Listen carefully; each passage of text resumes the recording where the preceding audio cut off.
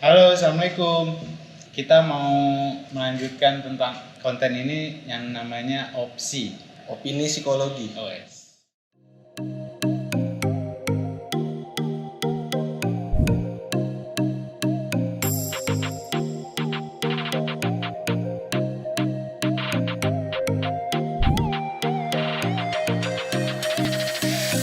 Bahasannya itu tentang media sosial.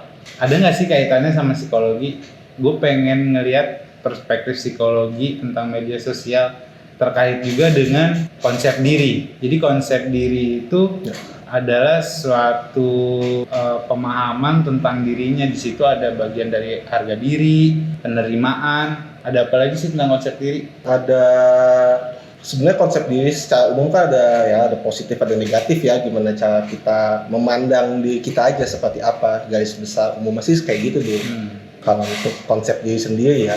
Tapi untuk konsep diri di sosial media mungkin lu bisa jelasin lebih lanjut tuh gimana yang menurut opini lu tadi. Kalau menurut gue ya, media sosial terkait juga dengan konsep diri, gue ngelihatnya pengguna sosial media di sini, apakah dia sudah memenuhi konsep dirinya atau masih mencari atau memenuhi atau pengen nih dapat konsep diri, bisa sampai menuju ke, kalau masuknya ke teorinya Abraham Maslow tuh, dia mau mencapai aktualisasi tapi dia belum mencapai.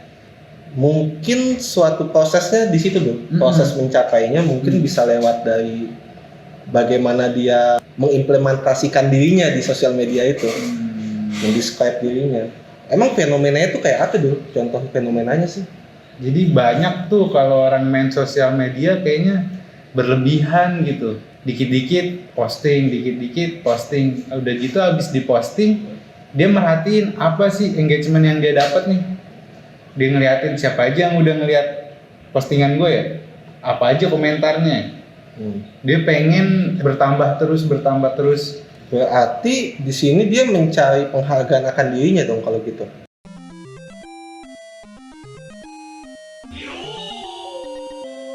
Maksud lo? Kayak Bisa. dia ngeliat siapa aja nih yang nge-like gue, ada berapa gitu kan. Insight gue rame nggak sih gitu.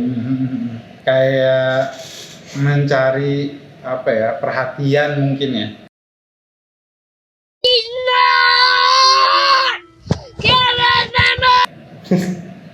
Mungkin bukan perhatian kali ya. Betul. Mungkin untuk ngapain ya? Bisa kalau mencari perhatian kan kayaknya agak terlalu kasar gitu. Mungkin kayak boleh kali di-cut nanti. Mungkin untuk dia mencari ininya dulu, mencari sebenarnya seberapa berharga sih diri gue gitu. Bahasa kasarnya kayak gitu ya.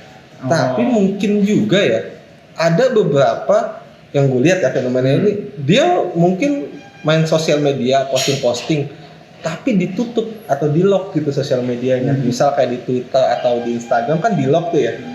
Apakah dia masih nyari penghargaan dari orang lain sementara dia aja menutup diri gitu loh dari umum. Kalau ngikutin tadi yang gue bilang tentang Abraham Maslow tuh, hierarki kehidupan, kan setelah fisiologi ada rasa aman, terus cinta kasih, harga diri, baru sampai ke aktualisasi. Mungkin ya kalau yang di privacy ini seolah-olah dia butuh rasa aman.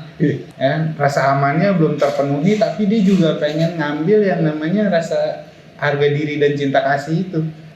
Mungkin cinta kasihnya dengan dia berharap ada orang yang ngelihat, dan kalau harga dirinya berharap dia dinilai positif sama orang. Bisa sih kayak gitu ya. Cuman masalahnya kalau problemnya adalah kalau kita ngomongin di konsep diri ya, ketika dia menutup dirinya dengan di-lock gitu, terus engagementnya dia adalah like-nya sedikit, apakah dia bisa puas gitu loh maksud gue. Kalau dia nggak puas juga tapi dia tetap nge-lock ya, berarti apakah dia sudah mengenal apa kebutuhannya atau gimana? Berarti mungkin kayak agak kontradiksi orang-orang yang kayak gini kali ya. Jadi dia berharap dapat like yang banyak, tapi dia di satu sisi juga dia menutup dirinya untuk orang bisa tahu dia lebih banyak. Iya. Kalau menurut lu tuh apa tuh dulu yang terjadi di balik dia menjadi seperti itu? Mungkin kalau gue ngelihatnya juga dari satu sisi ya, si orang yang menutup sosial medianya ini di privacy ini mungkin dia cuma mau ngejaga circle-nya tetap kecil, ngejaga pertemanan ini udah segitu aja, nggak perlu yang nggak kenal udah nggak penting gitu, cukup yang tahu dia aja. Oh, dia emang sengaja untuk menutup seperti itu berarti. Apa kemungkinannya bisa nggak sih cuman buat untuk my-list apa yang dia pengen keluarin gitu loh? Dan diketahui oleh orang-orang yang dia tahu juga. Yang terdekat aja gitu. Iya, bisa jadi. Kalau halnya seperti itu kan bisa lebih mengkerucutkan lagi. Memang benar nih dia butuh tadi penghargaan atas dirinya dari orang-orang yang terdekat. Bisa sih seperti itu ya untuk menaikkan konsep di positifnya dia ya. Tapi kalau bisa kayak gitu ada satu fenomena itu. Jadi sempat mungkin banyak kayak teman-teman kita yang udah baca juga di sosial media ataupun di buku gitu tentang sebutannya apa sih namanya, popnya itu adalah toxic positivity. Jadi agak kontradiksi nih. Misalnya gue ngepost kayak aduh nih gini nih, gue lagi sedih banget soalnya kucing gue meninggal gitu mati bla bla, atau enggak aduh gue bingung nih gimana ya caranya biar bisa lulus dengan tepat waktu, atau lagi ngeluh aja lah tentang apa, tiba-tiba disemangatin dan ngomel. Iya, gue semangatin. Ayo kamu bisa. Iya, apa yang terjadi dulu menurut lu dibalik itu tuh? Kenapa dia kelihatan seperti meminta semangat, meminta dukungan, tapi ketika kita beri dukungan itu malah dia kayak gue nggak butuh semangat lo gitu, atau gimana? Jadi gue mungkin nggak tahu jawabannya secara pasti, tapi gue pernah baca di Twitter ada orang yang bikin tweet tentang support system. Support system, oke. Support system. Jadi menurut si orang influencer di Twitter tersebut yang dia bikin tweet itu isinya intinya tuh dia bilang kalau support system itu buat setiap orang itu perlu. Jadi setiap orang harus punya support system supaya dia bisa terus bergerak maju. Dan menurut pemahaman gue setelah gue belajar psikologi juga dan gue ya ngerti psikologi sedikit lah. Kalau gue bilang support system itu bukan dari orang. Support system itu betul perlu, tapi bukan dari orang lain. Dan kita nggak perlu berharap sama orang lain. Nanti orang lain mau jadi support system atau enggak itu urusan dia. Jadi kalau menurut gue toxic positivity tersebut itu gimana lo memaknainya aja. Oke. Jadi kalau gue lebih support system itu yang paling besar dampaknya itu ada pada diri sendiri. Oke. Kalau gue ngeliatnya begitu ya. Jadi kalau misalkan gue pengen suatu hal, ya gue sendiri yang harus mensupport diri gue. Oke. Gue tahu kapasitas diri gue, jadi gue bisa ukur sampai semana taraf gue. Kalau menurut gua sih ya, kita masih perlu sih untuk dapat support dari luar ya. Iya. Tapi dengan cara kita memilah apa yang kita tangkap. Misalnya kita lagi butuh dukungan, soalnya kita pengen ujian atau pengen sidang, skripsi atau tesis gitu. Ketika kita didukung nih sama orang, tapi dukungannya tuh agak-agak agak ngecengin, kayak gimana sih apa? Iya lu pasti bisa dah, lu kan paling pintar di dunia gitu kan, agak ngecengin ya. Kalau kita mengambil dari segi positifnya aja, itu nggak bakal jadi toksik sih. Iya. Jadi kemampuan kita untuk memilah informasi yang kita tangkap itu juga berpengaruh sih untuk konsep diri kita dulu, balik lagi. Apalagi sosmed kan, kita bisa ngeliat apa aja yang bisa kita follow, bahkan yang nggak kita follow pun muncul gitu loh informasi itu. Jadi kalau kita nggak bisa milah ya penuh sendiri, ya pusing sendiri pasti. Ujung-ujungnya nangkep yang negatif, lu mandang diri sendiri kayak iya juga ya gue negatif gini. Berarti tadi itu kalau kata-kata toxic positivity itu berarti tinggal memaknainya aja gimana ya?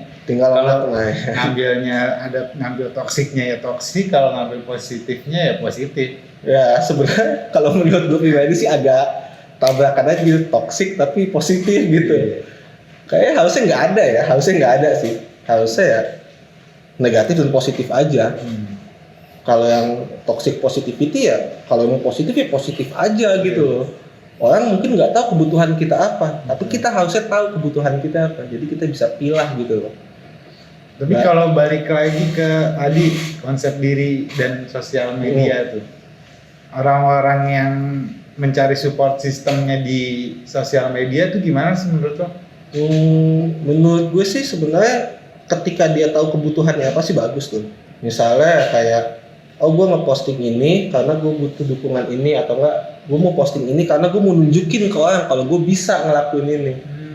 Itu sebenarnya sah-sah aja, nggak apa-apa, dan malah bagus gitu loh untuk menunjukkan lu bisa apa gitu loh. Balik lagi untuk ke harga diri lu, satu ke Menampilkan ya, kemampuan gitu. kepercayaan diri lu untuk mengakui lu bisa ngelakuin A, ngelakuin B gitu loh. Itu sebenarnya bagus-bagus aja ya. Menurut gue sih gitu. Jadi kalau sosial media ini bisa kayak apa ya? Bisa bagus. Kalau dia ngerti cara menggunakannya dengan bagus. Ya, kalau kita hubungin ke konsep diri ya, balik lagi sih, bagaimana lu memandang diri lu gitu.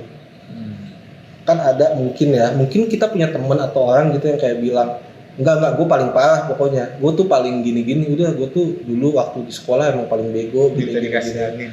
Iya, kayak No, hey, no. Enggak gitu. Dia tuh kayak memandang dia tuh negatif banget. Kalau dia memandang dia negatif ya, apapun informasi yang ditangkap sama dia, outputnya bakal negatif. Ibaratnya gini, kalau lu punya kolam ikan dan saingan lu kotor terus, air yang masuk pun, yang kesaing pun kotor kan, karena kotor terus. Nah itu analogi sih seperti itu ya. Kalau pikiran lu negatif terus, apa yang masuk itu outputnya bakal negatif juga pasti. Jadi kita harus membersihkan filter kita. Bisa. Kita harus membersihkan filter kita terus. Membatasi sosial media itu penting gak sih? Menurut gue sih agak cukup penting ya. Iya. Dalam artian kayak kalau seharian kita main sosmed mulu kan bukan hanya untuk psikis kita yang nggak sehat, tapi kan fisiologis kita alias mata gitu juga minus jadinya kan. Contohnya kayak pandemi gitu kan, gue ngakuin sih kayak semenjak pandemi gue juga jadi lebih sering lihat sosmed, lihat HP. Ujung-ujungnya apa? Ini sekarang udah mulai minus setengah. Kalau menurut lu gimana bang dulu? Prepare pakai kacamata ya? Iya, kalau sosmed gitu kan kelamaan gitu. Emang fenomena apa sih yang lu temuin? Kalau gue pribadi sih ngeliatnya wasting time aja kalau buat iya.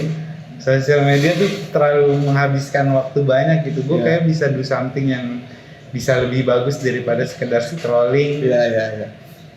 Ya mungkin kalau untuk memberikan pengetahuan ke orang tentang apa yang sudah gue bisa itu oke. Tapi kalau misalnya terus kita pantengin terus, waktu kita akan habis di situ aja sih kalau gue melihatnya gitu ya. Jadi ya gue lebih better ngelakuin sesuatu hal yang bisa kita lakukan supaya kita bisa lebih bagus lagi, baru kita kasih tahu ke orang lewat sosial media. Oke. Mungkin ini agak melenceng dulu ya dari konsep di sosial media. Kan sosmed itu banyak berita juga ya. Kalau kayak berita tentang hoax, tentang tingkat kematian akibat corona, pokoknya berita-berita negatif tuh pengaruh ke kitanya tuh seperti apa sih kalau menurut lu ya? Dampaknya butuh nggak sih kita untuk menangkap itu semua? Analoginya Fikar tadi keren tuh, kayak kolam ikan yang filternya kotor. Jadi kan si filter ini nyedot kotoran nih, yaitu berita negatif terus masuk ke filter kita. Tadi filter kita netral, tapi karena diisi sama kotoran berita negatif jadinya kotor, dan kita tetap nyaman dengan kotor tersebut. Jadi semakin kotor ya udah jadi stuck di kotor aja. Jadi sebenarnya palu-palu aja. Kalau gua pribadi, gua gua udah ganti filternya. Jadi sekarang kalau gua mau tahu berita, gua search, gua nggak dikasih tahu, nggak dipaksa sama akun berita di sosial media. untuk lo harus tahu ini. Enggak juga sih gitu. Kalau oke. Berarti balik lagi ke filter tadi ya. Nah, sekarang nih gimana sih solusinya biar kita bermain sosial media dengan baik, dengan positif tadi, nggak pakai toxic. Kalau menurut gue balik ke ini sih, mengubah persepsi kita atau sudut pandang kita terhadap sesuatu sih. Mungkin agak klise ya kalau gue bilang ambil hikmahnya. Tapi itu benar banget. Mengambil sebuah hikmah itu adalah bukan berarti kita pasrah dapat apa aja yang kita dapat gitu loh, yang mau kita ambil, enggak. Tapi kita pilih yang positifnya gitu loh. Kita memandang sesuatu dari sudut pandang positif. Itu menurut gue ini ya arti dari hikmah yang sebenarnya gitu sih. Jadi dari sekian banyak informasi yang kita dapat, kita ambil yang positif, Ya, jadikan itu pengetahuan buat kita. Mau ya kita perlu lah gitu, kita butuh. Oke. Gua rasa cukup, dan buat teman-teman Ya, buat teman-teman yang mau ngasih ide atau kita pengen bahas apa dari sudut pandang psikologi, boleh kok boleh di komen. Atau enggak nanti di deskripsi gue bakal kasih link untuk email yang mau curhat nanti atau gimana, Bisa. silakan. Nah, tapi sebelum komen jangan lupa subscribe dulu, like, Kalau share. editor yang enggak maga di sini nanti ada nih, sama di sini, Di sini terus juga, di sini juga, sama di sini. di situ. Semuanya ada Ya, deh. di semuanya ada. Oke. Thank you semuanya. Assalamualaikum.